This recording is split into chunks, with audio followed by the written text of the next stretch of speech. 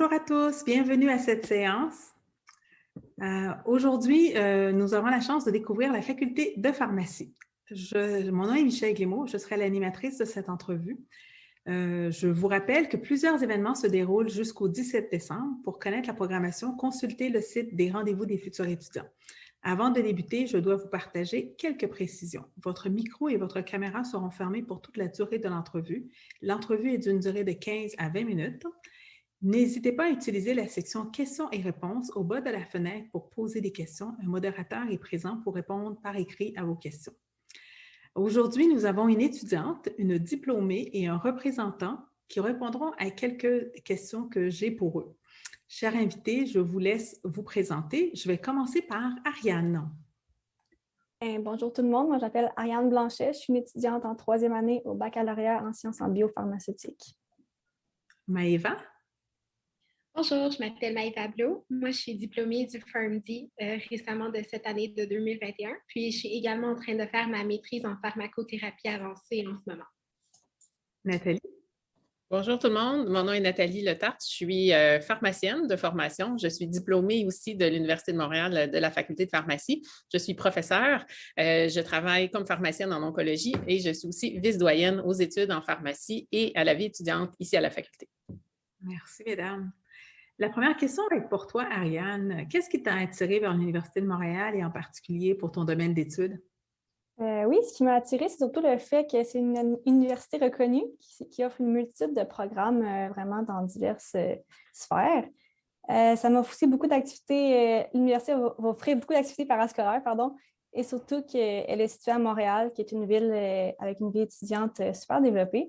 C'est aussi une des seules universités qui va offrir le baccalauréat en sciences biopharmaceutiques au Canada, en plus d'avoir des professeurs très bien qualifiés qui sont des experts dans leur domaine.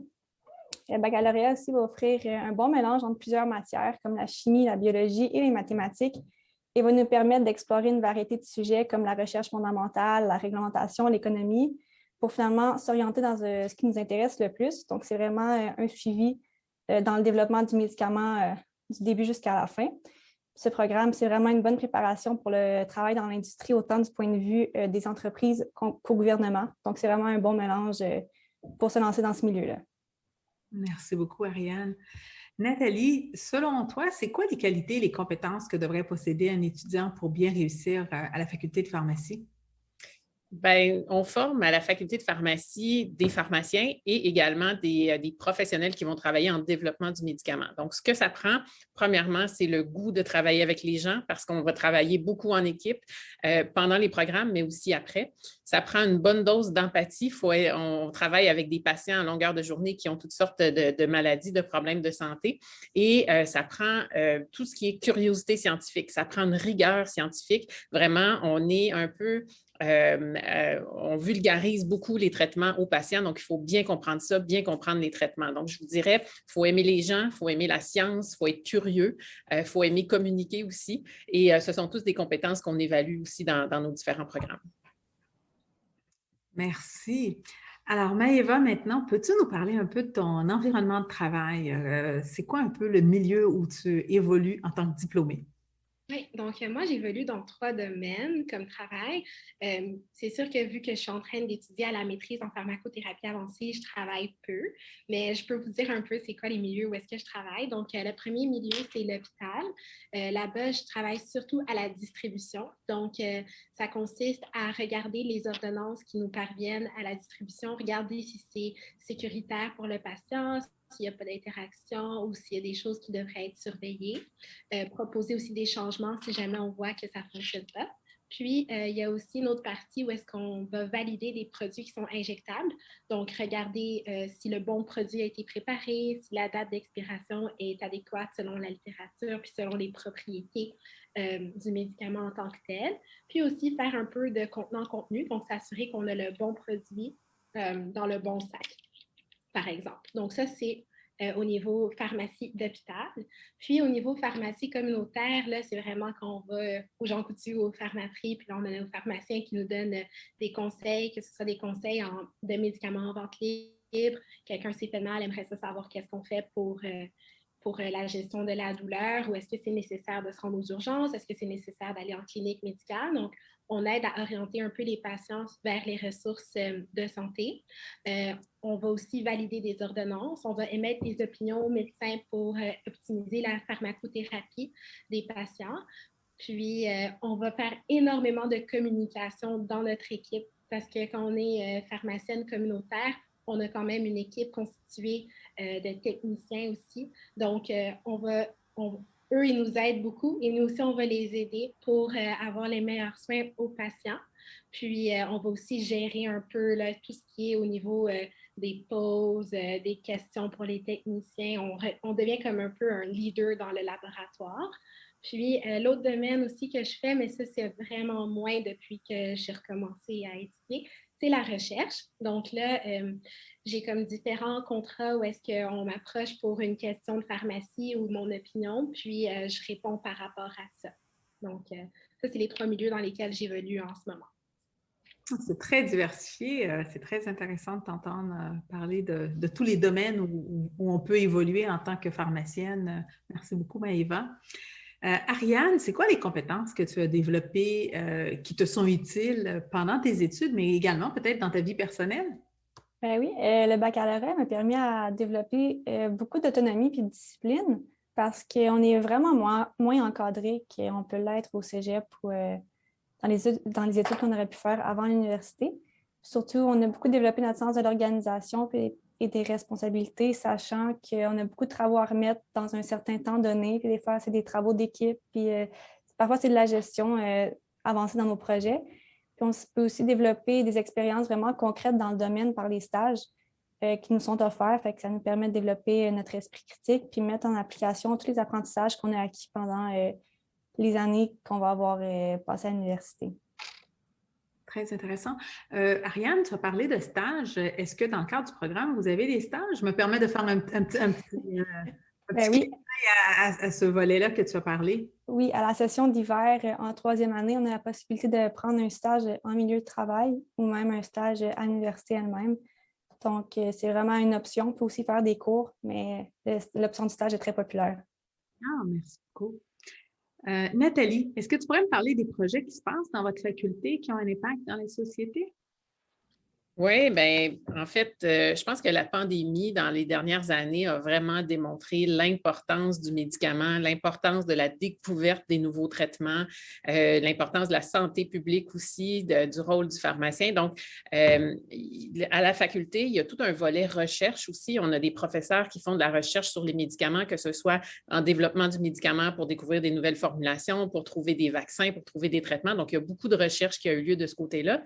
Et d'un point de vue plus pratico-pratique, bien, depuis quelques années, nos pharmaciens sont formés pour administrer des médicaments, mais administrer des vaccins aussi. Donc, depuis l'automne dernier, les pharmaciens ont contribué grandement à la grande campagne de vaccination contre la COVID, mais également présentement à la campagne de vaccination contre l'influenza. Donc, les pharmaciens dans plusieurs pharmacies sont formés maintenant et jouent un rôle vraiment là, pour aider à administrer les médicaments. Donc, vous pouvez prendre rendez-vous dans les pharmacies puis vous faire vacciner.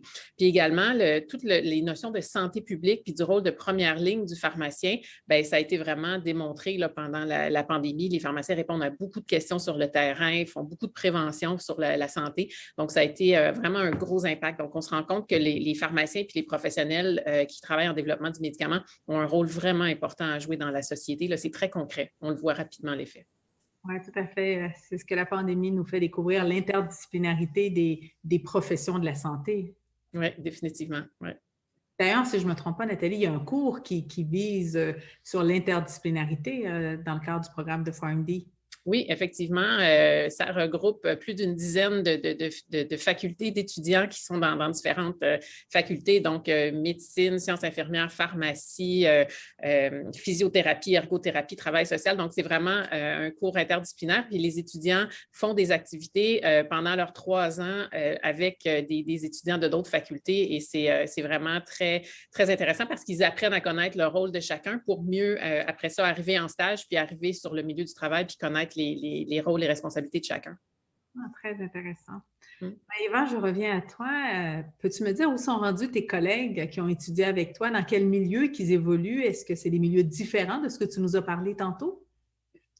Oui, bien, la plupart de mes collègues travaillent en pharmacie communautaire, mais j'ai quand même quelques collègues qui se distinguent par leur milieu.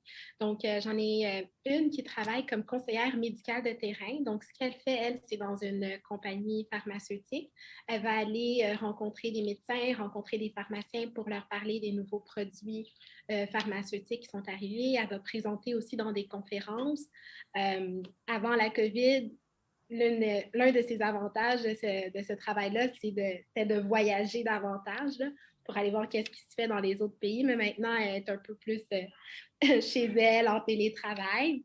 Elle a aussi mentionné qu'elle aimait ça parce que son horaire de travail est très flexible.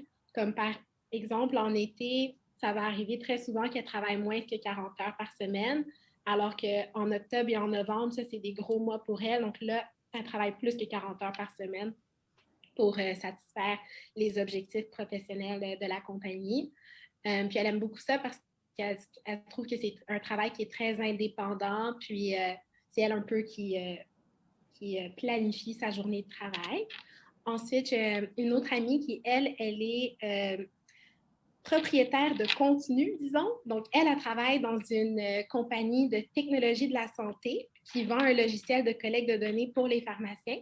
Puis elle regarde un peu c'est quoi les besoins des pharmaciens quand vient le temps de faire une collecte de données, puis elle travaille à faire des algorithmes, puis des applications de santé numérique pour ça. Donc, c'est vraiment différent de l'un des rôles auxquels on pense à la pharmacie en tant que telle. Puis, elle adore ça parce que c'est une personne qui est très créative, très artistique. Donc, ça la permet d'utiliser sa passion pour la pharmacie, mais aussi son côté qui est plus artistique.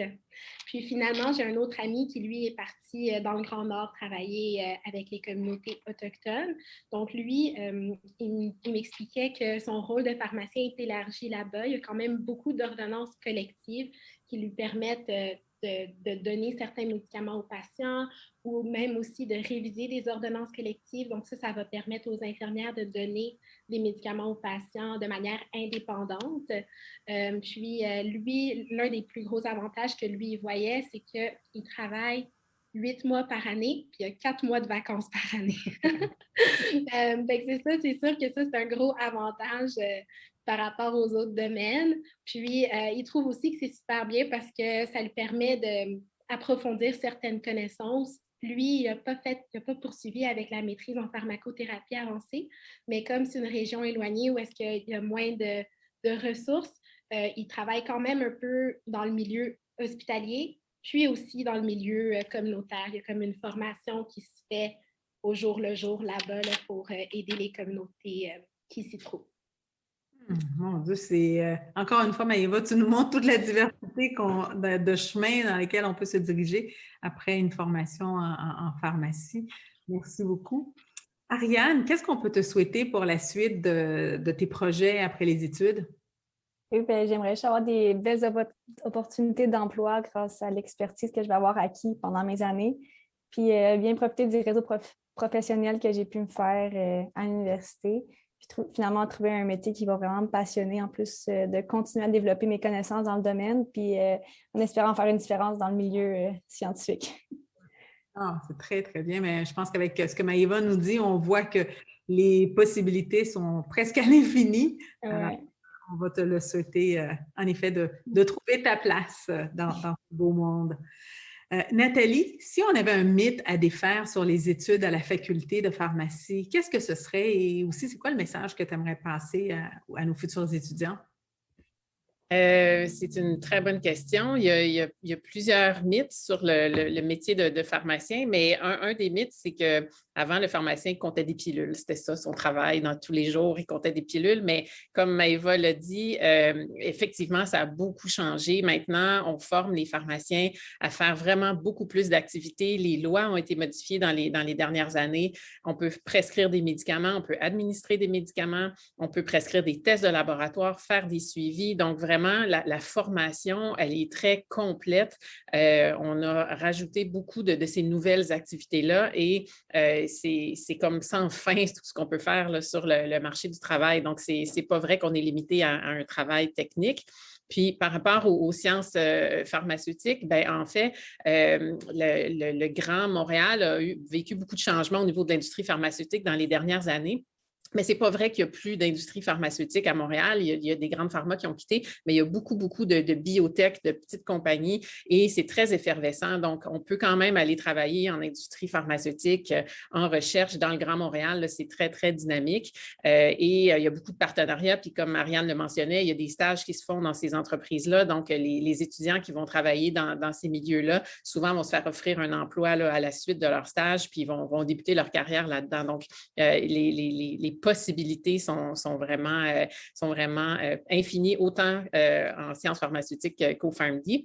Puis, les conseils que je donnerais, bien, c'est sûr que ce sont quand même des programmes exigeants. On ne peut pas se mentir. Ce sont des programmes qui sont chargés. Il y a beaucoup d'informations, beaucoup de connaissances à acquérir, beaucoup de compétences à développer. Mais en même temps, si on est motivé, si on aime apprendre, si on est curieux, bien, c'est sûr que ça facilite le tout. On a vraiment des équipes qui sont là pour soutenir nos étudiants. Nos associations étudiantes sont vraiment hyper dynamiques.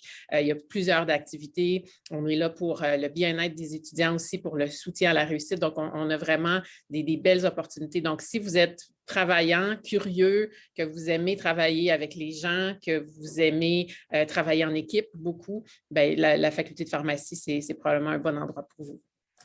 Merci beaucoup, Nathalie. Je pense que tu nous donnes vraiment le goût de venir.